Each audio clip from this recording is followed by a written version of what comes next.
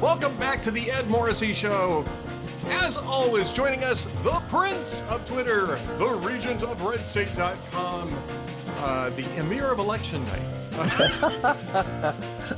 Love that. Andrew Malcolm at AH on Twitter. Yeah, I wanted to throw one more in there. Boy, Andrew, you're on form this week. So yeah, right. Pretty decent election night, right? Yeah. You know, I have to find out what happened. Yeah, golly, just I've been busy, been so busy. Yeah, no, it was. People I think you even asked on one of the shows, how you were feeling, and I said, well, I go between uh, cautious optimism and total despair. But and it turned out much better than I feared.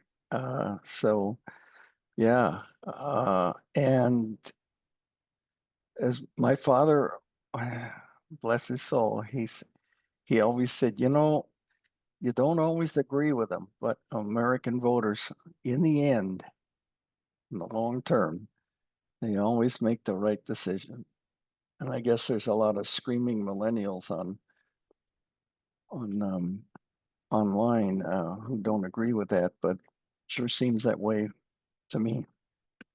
Yeah, I guess we could talk about the screaming millennials. I mean, I know that people were sort of having a little bit of fun with the people who had gathered at Kamala Harris's rally on election night. And I was saying, hey, look, I'm not going to do that. Those people are miserable and I've been there, man. Yeah. It's not pleasant. It's not happy. I've been there more than once, in fact, and it's not pleasant. It's not happy. And, and here's the thing about that. And I mean, I've been mentioning this all week, is that I think after the last two presidential election cycles, it's a little naive to expect a gracious concession speech on election night, right? Yeah. I mean, we didn't get one until the next day, and it was begrudging in 2016, and we didn't get one at all in 2020. But you go out and you talk to the people who gathered out there in support of you. You go out there and you're the one who tells them, we're going to come back tomorrow. We're going to be looking at this. It's not over. Take heart. Come back tomorrow. We'll do this again. You don't send Cedric Richmond or some flunky out to tell them, oh, well, if you got nothing better to do with your lives, show up here tomorrow and maybe the candidate will talk to you. I mean, and it was Panetta. Hillary sent Panetta out on election night. Exactly. But the thing was, she was so shook up that she couldn't actually talk. I mean, she would have been incoherent. So, Andrew, she was so shook up. That's how shook up she was. And I kind of suspect the same thing was true of Kamala Harris. That she wasn't. Did you see that picture online of her playing board games? Big glass of wine right next to her. That's how you get through that. Yeah. Gracious has given way to uncouth in many ways, and I guess there's not much to do about it except not join in. But the results were mostly satisfying to me, and the fact that such a broad swath of all different kinds of Americans, maybe they didn't like the choice, the binary choice, but they made the best choice of the two, and now we'll live with that, and I hope it turns out well. Well, I mean, we'll find out. I guess for a lot of people, it's not going to turn out well no matter what. And again, I don't necessarily even want to talk too much about the nutcases that are filming themselves going nuts, literally having tantrums, right? Some cases threatening to kill people. One case, guy did kill people, killed his whole family because of the results of the election. Geez, I missed that. Yeah, well, Fortunately, I'm not related. yeah, yeah, right, yeah, exactly. Look, I mean, there's a lot of insanity that goes around. A lot of that, some of that insanity can be pretty pretty bad, but I kind of expect that from just people who have too much time on their hands and a good And video. it's often millennials, right, Ed? I mean, To some extent, I mean, did you see? There was one that actually didn't. There was two that made me laugh, and you'll. We're not going to get to the jokes of the week, but this was actually. Well, I have one, but we'll get to it later, is what I mean. But I've got one for you. Is that I think it's called it Sean Dennis, I think is his YouTube channel, and he collated up a bunch of these about 17-minute videos. So you have to really be committed to sit through this thing of all these people just losing it, right? All these people just losing it. And he's got clips of them screaming into the camera. Ah! And the last one, though, is this guy says, "Oh, he's weeping into the camera. Oh my gosh, I am Hispanic, and it's so awful that Trump is going to come to power, and my mother-in-law is an illegal immigrant, and I'm so concerned, and she lives at on Fourth Street, number 25, and yeah, I'm so worried that they're going to come and get her, and you've got to go through the green gate." And yeah, I've seen that on Twitter. Say, well, I am just terrified. She's an illegal immigrant, and and she gets home at 6. 6 hours later, she gets home at 6. Now that was a guy who understood the humor of the situation, right? But I don't really begrudge people having meltdowns as much as I begrudge media people having meltdowns. And Yeah, I that's very unprofessional. I mean you and I don't mean to pick on John Dickerson. I've had some very nice and friendly contacts with John Dickerson over the years. But if you're going to choke up and cry because one politician lost and another one won while you're discuss as a news person, as an anchor, well, up until recently, as an anchor, right? I mean, it's very hard then to say, "Oh, well, I'm objective about these." Yeah. No, it's what would his mother have said? Well, I don't know. Well, but his mother was Nancy Dickerson, the former network anchor. I'd forgotten about that. Yeah, yeah. Yeah. I was going to joke around and said, "What was you said? What would his mother have said?" And I was going to joke and say, "I don't know, but he would have needed to get a second source, right? Because the old Yeah. she loved to get a second Yeah. source."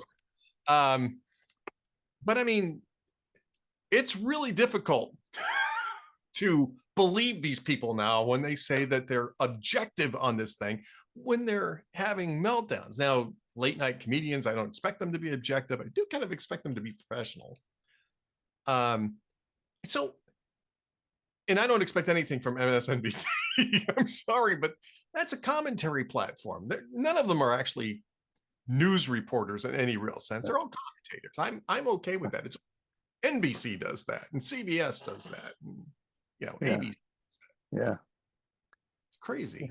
Oh, it is. And I've said before when we talk about media that I don't know how the traditional media can regain its credibility after the last few elections. I mean, I don't think it's possible. And it occurred to me after the Joe Rogan interview with Trump that went on for 3 hours. That's a that's a good format for Trump. Conversational and not the gotcha. It's some tough questions, but not the gotchas things that he's going to get everywhere else. Um, that maybe this new media will be the place. I mean, was it Rogan got 15 million, I think, listeners average daily, mostly male, younger. I mean, it's an ideal audience to try to reach. Um, and where Trump goes into the Black Journalists Association, he goes into the South Bronx, he goes into so-called enemy territory, and Kamala doesn't. So uh, people, in the end, from I imagine thousands of little bits of information and impressions, they made their decision. And if they're millennials and their parents wanted to be more friends than parents, then they show off in a sad way online. It's just, it's not seemly, but there's a lot of stuff that isn't seemly, and we move on. And I suppose that bothers them because it was all about getting attention. Well, I mean, it is about getting attention, but again, if you're in the media, you've already got attention. If you're on Yeah, TV, exactly, exactly. But more, to think that showing such emotion against one candidate is professional. What? It's different world.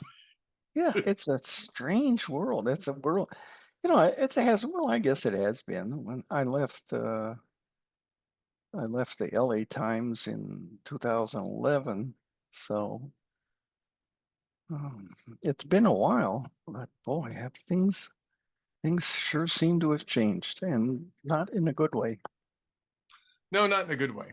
But on the other hand, the election night was a good way. And look, you Yeah. were kind of presaging this, right? I mean, I don't want to spend too much time hammering on the media because, frankly, res ipsa loquitur on that. By the way, there is a very funny, before I get to your columns, because I want to talk about both your columns today. There's a very funny clip from Clay Travis that shows the evolution of election night on MSNBC. Oh yeah. And, and I know that you have personally approved this because it's on Twitter and you are the prince of Twitter. Oh, Um, that's right. That's right. if you haven't personally approved this, you should actually go watch it because it's actually not as dramatic as I thought it was going to end with gnashing of teeth, right? I mean, like real gnashing of teeth. And that's because I was around in 2016 and we were watching, in part, we were watching MSNBC for the returns. I was at the town hall offices. We were doing live streaming shows all night long. Like at the top of the hour, I think top and bottom of the hour, we go live and look at the New York Times dials and the, vote tallies and stuff like that. And we all kind of started off skeptical that Trump was going to win that night. And then the dials all flipped over at the New York Times going, holy crap, this is actually going to happen. And it was actually kind of fun to watch MSNBC that night. Yeah. It's a little petty, but it's kind of fun to watch Yeah. the look on their faces. So it wasn't, I was expecting that it wasn't really that, but it was sort of the evolution of election night coverage, really, is kind of what it is, which is that you go into it thinking that you might know something and realizing very quickly that you don't know shit. Yeah. My Yeah. language. This happened to me at the conclave. I've Yeah. told you this story, right? I think so. So I'm at the conclave, and it's the second day of the conclave, right? When the second day that the cardinals are actually meeting. I'd been there for a few days by this point in time. Was this for this guy, the current one? Yeah, for Pope Francis. Yeah, this is 2013, and because I covered it for Hot Air as a reporter, and the Minneapolis St. Paul Salem station wanted me to do an interview, and it was for their 5 o'clock show, and it was actually not the political side; it was the religious side, which I can't recall. I can't recall the name that they use for it now, but they had a brand for it.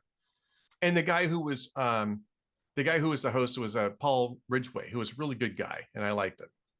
And so I agreed to do it, and I said, but we're going to have to pre-record because it's like midnight here, and I'm just really not going to be in the press office. I don't have the access to the resources. They said that's fine, we'll pre-record. So it's 6 o'clock my time, or close to, and it's like noon in Minneapolis.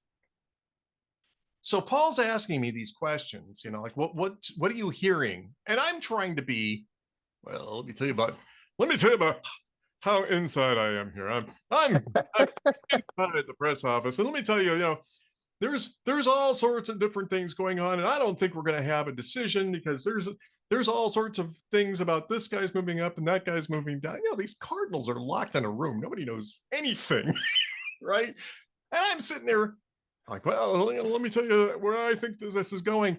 In the middle of me explaining that I don't think there's going to be a decision for at least another couple of days, the white smoke starts coming out. Oh my God. Well, I'm on, they're recording me, right? And I'm like, is that white smoke?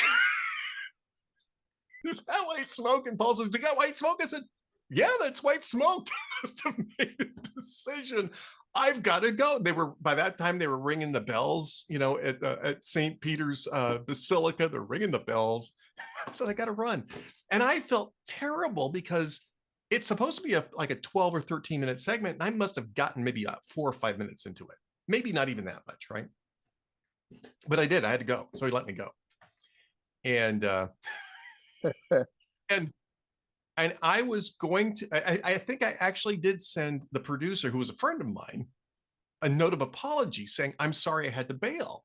And he says, "Are you kidding me? That was great." Or, He says, "I cut that immediately and I sent it to every single Salem radio station. And I said, you have to run this right now. We've got a reporter on the scene." And he was talking to us when this white smoke came out, and they ran it across the entire radio. oh, wow. And I would have felt a lot better about that if I hadn't been starting that off like, well, you know, tell you about I this election. I think by the end, though, the drama of the moment saved That's, you. that's Yeah. what, yeah, that's what matters. Yeah, that's kind of what matters on election night coverage.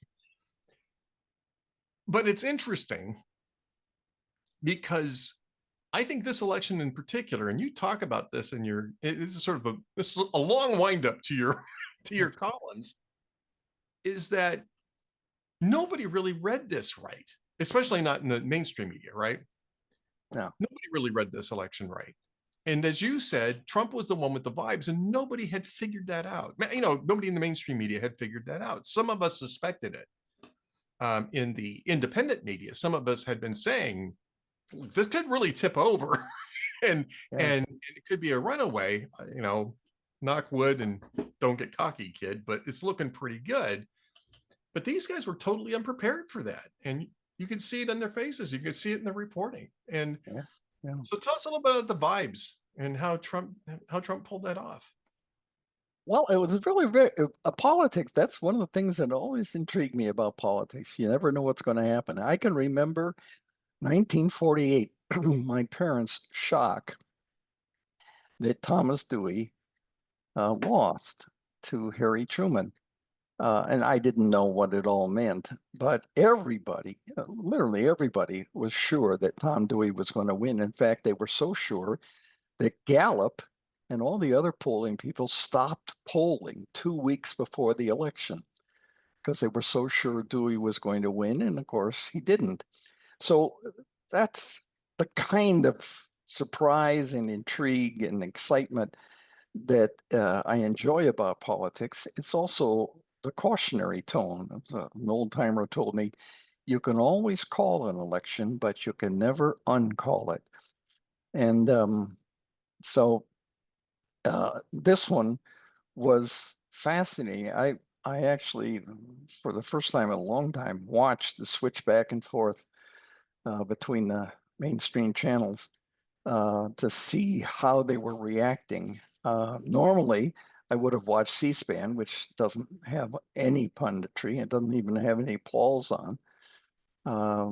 But I wanted to see, and I have to say, while they were surprised and kept inserting cautionary tones to keep the Kamala viewers watching, I thought ABC did a the best job in my eyes. They had, I mean, the technology, those boards, just tapping them, and then CNN with the only guy I like there is John King, who just he knew everything that he needed to know, and he had the board to prove it. So the updated board, you know, I mean, where they could go into a county in Wisconsin, one county in Wisconsin, and call up 2016, 2020, and so I mean, it's just amazing. kind of thing that would take me an hour online to figure out. So in that sense, it was not only revelatory, but also informative, um, and enjoyable. Yeah. So I didn't see I didn't watch MSNBC, and so I wasn't seeing any, excuse me, I wasn't seeing any meltdowns, but I was seeing surprise in their minds and by the left commentators, the cautionary to, well, it's early yet. Well, it wasn't early yet. No. When you saw all seven swing states uh, leading, it wasn't early anymore. I It was wasn't getting early late. and the New York Times had the dials up again, and this time they had them for each of the swing states too. Yeah, yeah. And It and those started tipping over to Trump very early. yeah, yeah. It's over time, like my dad said, over time, Americans figure it out. They just don't always figure it out on your time frame. But uh, it, so in that sense, it was very comforting. And now that Americans have chosen, uh, I know for Schadenfreude, people like to watch the other side suffer. I don't particularly enjoy that, but it's kind of pathetic. But I now the drama shifts to the cabinet, and we've already got not cabinet, but we've already got a couple of nominations. Elise Stefanik for the UN and Holman for the border. Uh, At home, it's yeah, huh? Holman. Yeah. Yeah, yeah. Uh, so Trump talks about or talked about, mass deportations. I'm sure there will be some, but I don't imagine. It'd be like the border wall. I think there'll be all kinds of lawsuits and everything. He never did finish the border wall, and the Mexico never paid for it. So it's like Selena Zito says, don't take Trump seriously, but not literally. Not literally, yeah. You know, getting into the cabinet appointments, and I just wrote a VIP column on this myself, which I don't normally do because I do so many podcasted shows. But now with Adam's show coming to an end, and of course, Oh Chess, no, yeah. yeah, Adam had always planned to sort of do something else after the election. He wanted to see it all the way through to the end of the election, and now he wants to do other things. He might drop back in from time to time to do something special, but we're not going to do it on a regular basis, at least. So I need to come up with some other VIP content because obviously I want to make sure that our VIP members are getting enough exclusive Well, content. I'm skeptical of that, Ed. Are you amiably skeptical, Andrew? That's the Oh, question. with you, of course, always. All right. I would say I would never say, Ed, you ignorant slut. Maybe you should.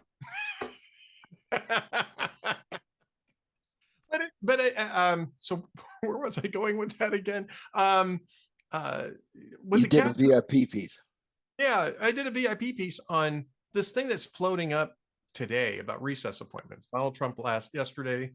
We're recording this on Monday. This will go up on Tuesday. On Sunday, Donald Trump put out a thing. Senate Republicans have to let me do recess appointments.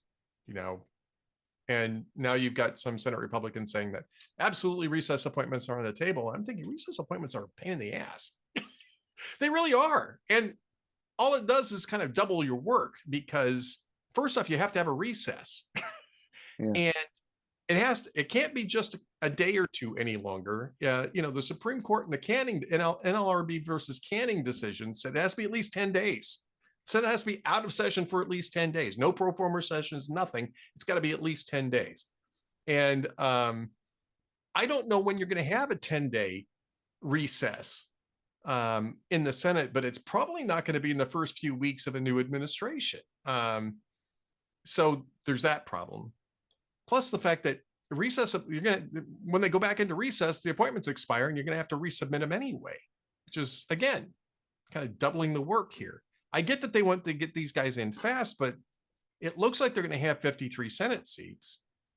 And thanks to Harry Reid, filibuster doesn't apply on confirmations. Now, Democrats threw all sorts of sand in the gears 8 years ago, Andrew, but that was a different political situation 8 years ago, too.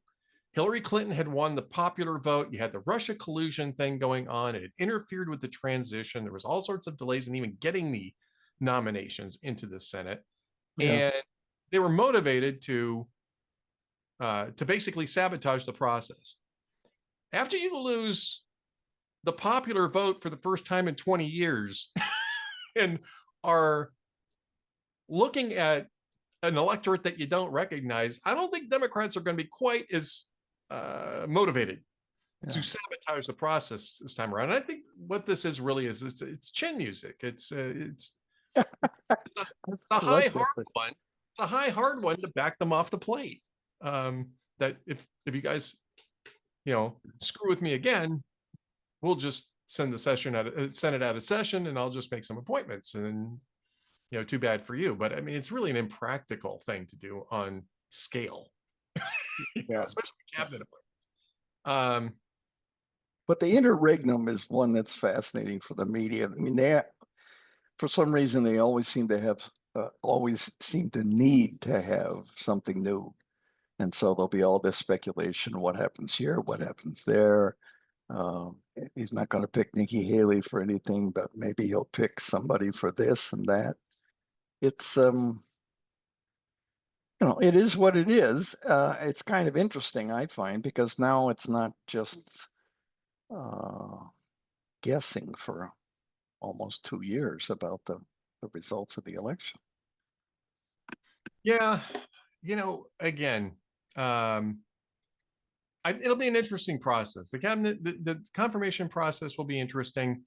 The other thing about this too, though, is that Trump he's gone through it once. People forget he was really a novice in Oh, yeah. 2017. He didn't understand the importance of the lower tier appointments to keep, the bureaucracy at bay. He didn't understand that. He let those things slide for months rather than trying to get people involved. And in part because, again, the transition basically didn't even exist. They were so busy dealing with ridiculous Russia collusion things and all those kind of things.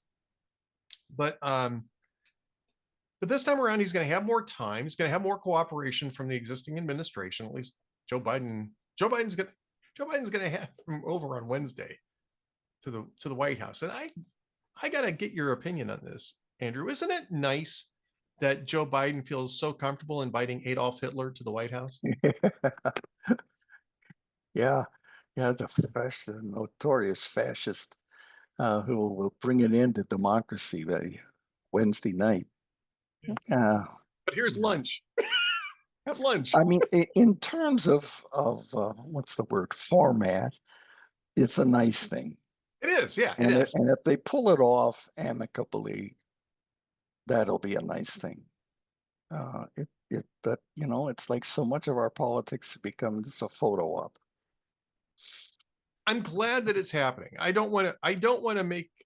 I don't want to say that that it's phony. What I want to say is that all the rhetoric that led up to it was phony. Yeah. Right. And I think it was a website called Notice, and I can't think of her name now. It's Jasmine Wright is a reporter, and she's got good connections within the Democratic Party and the campaign. And she wrote this very lengthy essay over the weekend about all the things that went wrong. And apparently, it's either there or was at Axios. It was one or the other, where campaign workers were mystified by, I think it was the Axios piece. Campaign workers were mystified by the message that came from Kamala Harris after election night, which was basically, well, we did well, but we'll get them the next time. We did well, we came up short, we'll get them the next time. And they were like, weren't we just spending the last month saying there aren't going to be any more elections ever in America? Yeah. What is this next time crap that you're telling us now? Well, they're counting on people forgetting, and it usually works. It usually works. The nice thing is that I don't see any path forward for Kamala Harris to remain in politics. She might get appointed to something, be an ambassador to a swell place, but not by Trump, but by some future Democrats, or get on a court. Can you imagine Judge Harris? Anyway, she's gone, and then Joe will be gone. You see that video of him walking through the sand on the weekend? Oh Yeah, boy. yeah, yeah. Yeah, I mean, he's Yeah. an old man. He shouldn't be walking in the sand, first off. It's a bad idea. Shouldn't Uh, be president. he shouldn't be president. So But we've got what, 70, well now 70 days of this empty vessel as commander in chief. or maybe not. I mean, did you see the clip yesterday on CNN with Kamala Harris's former comms director, who said Oh, that Joe Biden really should be a transformational president and resign so that Kamala Harris can become the first woman president? yeah, yeah. So we're I handing thought out trophies. I thought that, well, without without Joe's obstreperous personality, I thought they would have done that earlier. Once they dumped him, it'd be perfect. And you know, if he had a genuine, not a phony one like in the movie Dave, but if he'd had a genuine health crisis, she would have been running as an incumbent president. Um, but Yeah, I suspect that she would have been just as bad at the one job as the other job, and she wouldn't have been oh able to yeah, campaign as much, right? And maybe that would have been better. and you know, I don't know how she went through $1 billion plus. That's a lot of money. Well, she paid Oprah Winfrey $1 million. She apparently paid the other artists that were performing at her things to perform. It was supposedly because they were endorsing her. They're so excited to be behind her. And, maybe this is our final topic for today before we get to the jokes of the week. And maybe this is a joke of the week is, you know, um, you have Beyonce, Taylor Swift, Bruce Springsteen, John Bon Jovi, Lizzo, Megan the Stallion, all endorsing, and with the exception of Swift and famously Beyonce, performing at your rallies, right? Beyonce shows up and there's 30,000 people in this, this, well, not 30,000 because it doesn't hold 30,000. They claim 30,000. There's 22,000. That was a full house in this arena in Houston.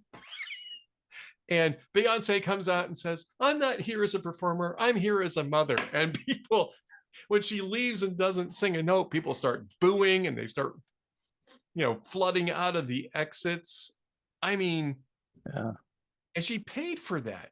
She did that Call Her Daddy podcast. yeah, yeah. So she does a Call Her Daddy podcast, which is a weird thing anyway. It's basically a sort of a sex talk sort of podcast. And there's nothing wrong with that. I mean, but it's kind of a weird choice for, a major party nominee, for president.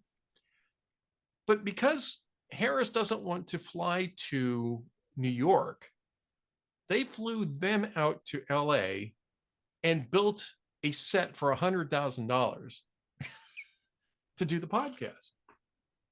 $100,000. You know, Plus, how would you feel as a donor?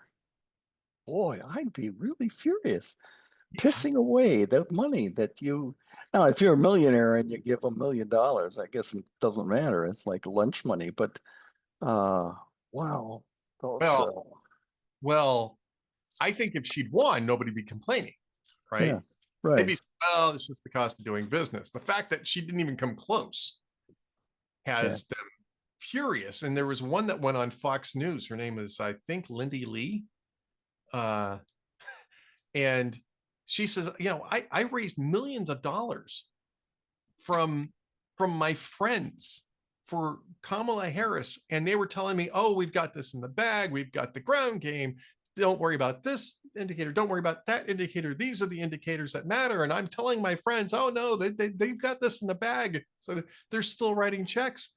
And then I find out that basically they didn't know what they were doing. And my reaction to that was, maybe a fool and his money were lucky to get together in the first place. Yeah. Yeah. And imagine how she would have governed had she been elected president. Yeah, yeah. It's money. You know, It's not my money.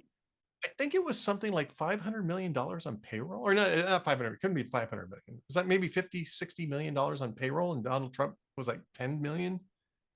I mean, these are big campaigns, and you're going to have payroll. I mean, that's part of what you're doing there. But it was just so over the top. They were paying everybody. They weren't really doing the stuff that you needed to do to get to voters. Apparently, clearly, right? Clearly, weren't doing that. And, let's be honest, the product, the box of the product was pretty empty. There was nothing. You could pick it up and shake it, and there's nothing in there. So you Didn't might even have been, yeah, right. So you might have been fooled to give money, but the thought of her as commander in chief, oh, that's where my utter despair came from. So never say never in politics, but I'm certainly hoping that we never see her again in politics after January 20th. I don't think that we will. I think that this was such a failure on so many levels that Democrats are never going to trust her. I don't even think in a gubernatorial election after this. I've heard people say, well, she'll run for governor in California. I don't think so. I think after this, she's going to have a hell of a time trying to get anybody to donate to a campaign that she sets up. And there And was some reports since the election that sort of make you think maybe she really didn't want it. And well, Pelosi and Schumer arranging for Biden to get out. They knew they would have been torpedoed. I mean, worse than torpedoed, blown up completely if they left Biden in the race. It would have been over. It would have might have even been better than the Reagan landslide in '84. So they also knew they'd be in big trouble if they didn't pick Kamala. So it's kind of like a terrible choice, but we'll put her up. If she wins, great. We'll tell her what to do. If she loses, she's out of here. And so is Biden. So the deck is clear for whoever comes next. yeah, yeah, absolutely. Yeah. So in that sense, and remember, I mentioned this in the column. I think it was the Sunday column. 1964, Lyndon Johnson just destroyed Barry Goldwater. Um, Not as bad as Reagan did to Mondale, but he Right. destroyed him.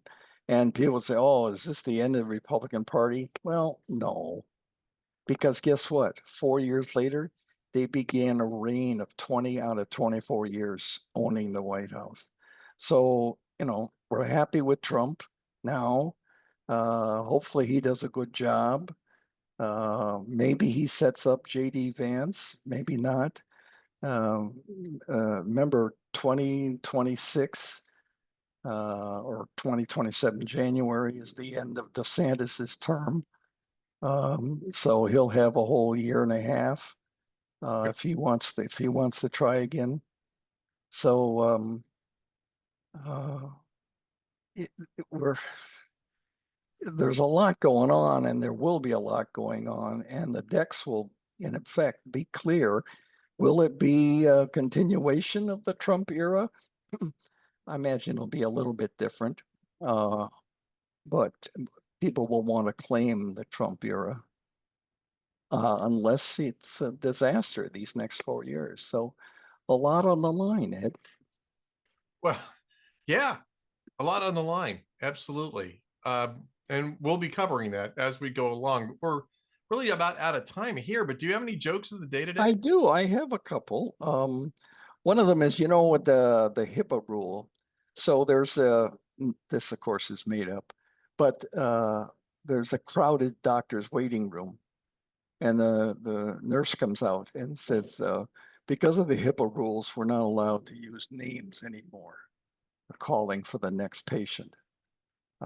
So will the lady with all the hemorrhoids please come in the office?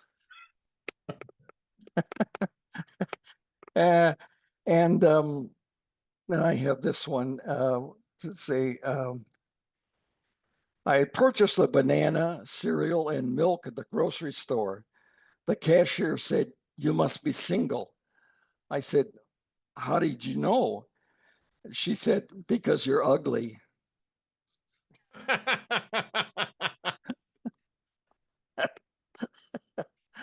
Oh, okay. Okay, all right. So you got one.